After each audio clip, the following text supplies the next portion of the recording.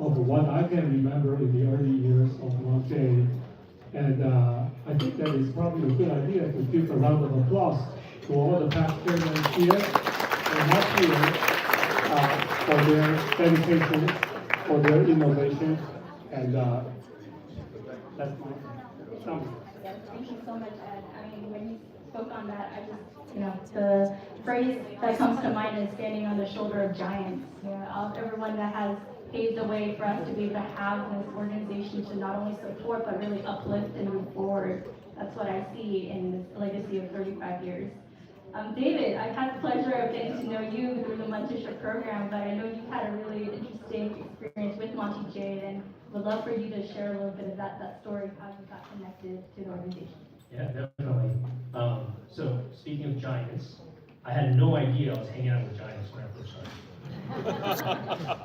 so I had a funny story. I grew up volunteering. So every weekend, my mom and dad would ask me to go to the temple, so we would go to the yard, tar the roofs, sweep the floors. So volunteering for me came second nature. It just was normal. But I lost that when I had gone to college. A little bit too much drinking, too much partying. Schooling, education. So when I came back, I was actually approached by a person named Alan Wu. I don't see him here, but he asked me, "Do you want to volunteer?" And I said, "Sure, of course. I love volunteering." I had no idea what I was getting myself into. So I remember I had a lunch with Sean Wang from Eatery and Alan, and they were interviewing me with this lunch, just double checking who this guy was. They said, "Okay, this guy looks okay." So they brought me and invited me to help run this thing called an annual conference. I had no idea what these trade organizations were doing. I had no idea what Monty J was. I had no idea that Monty J was a mountain Taiwan, and I had no idea what an annual conference was. But I said, "Yeah, sure, I'll volunteer." And so that year I ran the annual conference for Peter Chu, and he was my primary window to Monty J. When I realized how big the organization was, I decided to learn a little bit more about it. And so what did I do? I started poking around. What else is here? The mentorship program. And I said, you know what? I need a little bit of mentoring. So I became a mentee, sorry. And my mentor was Larry. Small world. I had not met my wife at that time, but Larry, both my mother-in-law and father-in-law, at some point worked for Larry.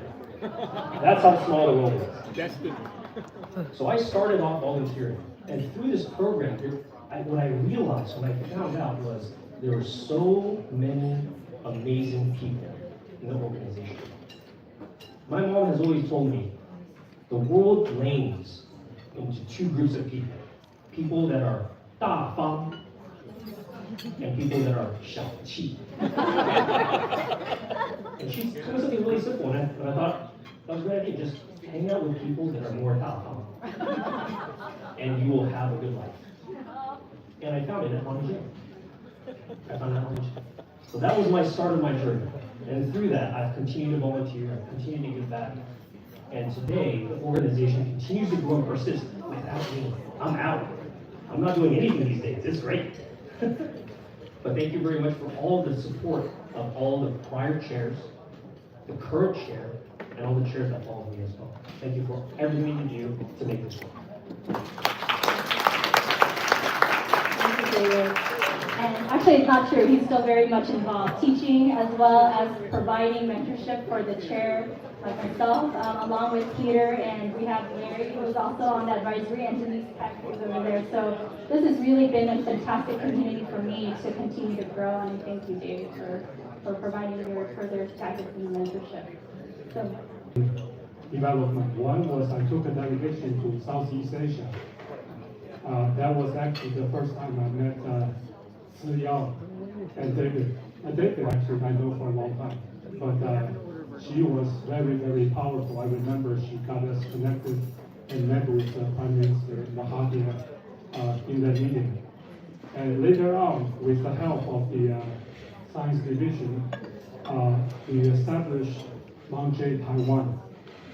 and I negotiated to have the prime premier Liu Zhaoxun